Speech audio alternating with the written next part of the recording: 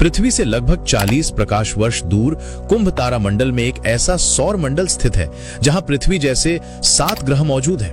और हैरानी की बात यह है कि इनमें से 3 ग्रहों पर पानी और जीवन दोनों की संभावना जताई जा रही है। इस सौर मंडल का नाम है ट्रैपिस्ट-1।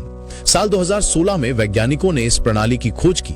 ये ग्रह प्रणाली एक छोटे से लाल तारे के चारों ओर घूमती है। ये तारा हमारे सूरज से बहुत छोटा और ठंडा है, जिसे वैज्ञानिक अल्ट्रा कूल रेड ड्वार्फ कहते हैं। लेकिन इसके आसपास घूम रहे 7 ग्रह लगभग पृथ्वी के आकार के हैं, यानी ठोस सतह वाले।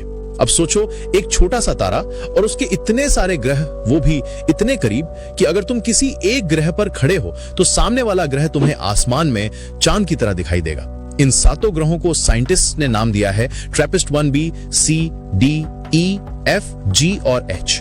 इनमें से E, F और G सबसे खास है क्योंकि इन ग्रहों पर जीवन की संभावना भी जताई जा रही है। वो इसीलिए क्योंकि ये तीनों हैबिटेबल जोन में है, यानी वो इलाका जहां तापमान ऐसा है कि पानी तरल रूप में रह सकता है। और जैसा कि हम जानते हैं, जहां पानी है वहां जीवन हो सकता है।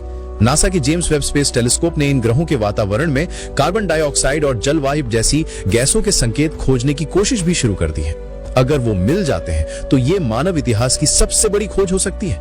और वैज्ञानिकों का मानना है कि इन ग्रहों पर जीवन मौजूद है तो और वे किसी भी समय हमसे संपर्क कर सकते हैं। हालांकि ये अभी भी स्पष्ट नहीं है कि इन ग्रहों पर जीवन मौजूद है।